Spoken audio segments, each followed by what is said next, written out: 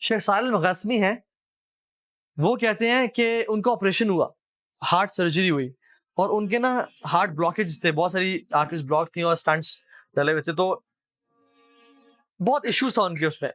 تو وہ کہتے ہیں کہ it was a lengthy operation.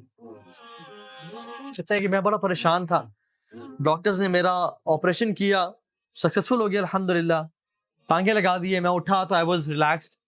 لیکن کچھ دیر بعد ڈاکٹرز دوبارہ آنے شروع ہو گئے، اور جو ساتھ مشینز تھیں ان میں نا پی پی پی کچھ ہونے شروع ہو گیا، اور ایک ڈاکٹر آ رہا، دوسرا، تیسرا، چوتھا. یہ عرب کے بہت بڑے داعی ہیں، شیخ صالح المغاسمی ابھی بھی زندہ ہیں رحمہ اللہ. تو ڈاکٹرز آئے اور وہ کہتے ہیں کہ میں اب تو بہت پریشان ہو گیا کہ اب کیا ہو رہا ہے. تو انہوں نے ان کی شکل پہ نا پریشانی دیکھی، میں مزید پریشان ہو گیا. تو انہوں نے کہا کہ آپ کے جو بلاکیج تھے نا وہ سم تھنگ ہیپن کہ بہت زیادہ نا بلاک ہو گیا، and we have to reoperate you again, تو ہمیں دوبارہ کھول کے سرجری کرنی پڑے گی. کہتے ہیں کہ پہلے سرجری میں تو I was a but relax, لیکن اس دفعہ میں بہت پریشان ہو گیا. تو وہ لوگ جب گئے اپنی اکوپمنٹس لینے کے لیے اور اپنے چیزیں لینے کے لیے، کہتے ہیں آئی واز ریئلی ورڈ.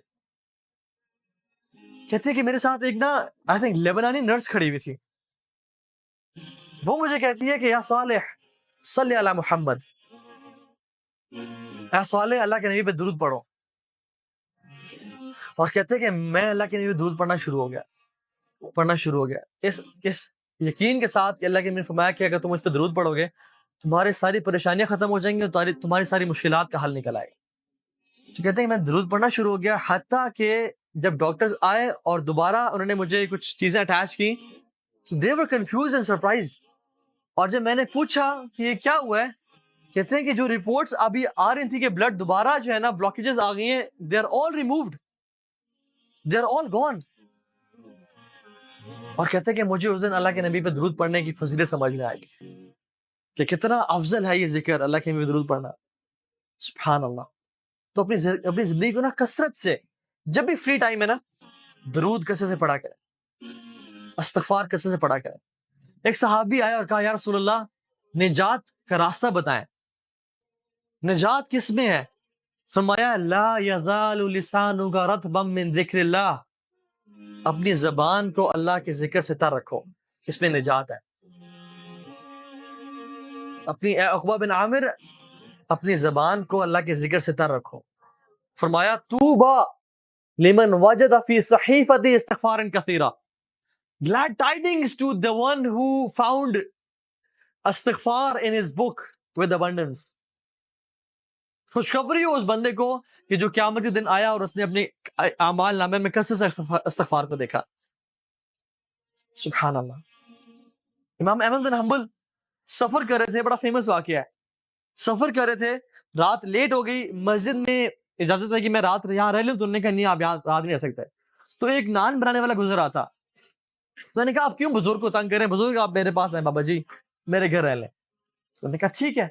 تو وہ جب گھر لے کے گیا تو وہ رات کو نان، وہ تو آٹا گوندتا تھا، آٹا گوند رہا اور کہتا ہے استغفر اللہ استغفر اللہ. امام احمد بن حنبل رحمہ اللہ بیٹھے ہوئے ہیں، کہتے ہیں آپ کو اس ذکر نے کبھی زندگی میں فائدہ بھی پہنچایا ہے؟ تو انہوں نے کہا آپ کو میں کیا بتاؤں. وہ اپنے پوچھ لیا ہے، پہلے میں غریب تھا، فقیر تھا، جب سے میں ذکر یہ کرنا شروع ہوا ہوں مال اتنا ہے کہ سنبھالا نہیں جاتا مجھ سے، اور ہر دعا میری اللہ رب العالمین نے قبول کی ہے، بس ایک دعا جو رہ گئی ہے. کہتے ہیں وہ کیا؟ کہتے ہیں سنا ہے کہ امام احمد بن حنبل بڑے امام ہیں، ان سے ملاقات کا شوق ہے، وہ آج تک قبول نہیں ہوئی. امام احمد بن حنبل کہتے ہیں کہ وقد جریرت الیک جرا، ایسے لگتا ہے کہ مجھے آپ کے پاس گھسیٹ کے لایا گیا ہے آپ سے ملاقات کروانے کے لیے. میں ہوں امام احمد بن حنبل. یہ ہے توبہ استغفار کے فائدے، یہ توبہ استغفار. کثرت سے استغفار پڑھا کریں زندگی میں. اللہ کے نبی اپنی ایک محفل میں، ایک سیٹنگ میں 70 سے 100 مرتبہ استغفار پڑھا کرتے تھے، ایک سیٹنگ. اور کثرت سے درود پڑھیں، کثرت سے درود پڑھا کریں.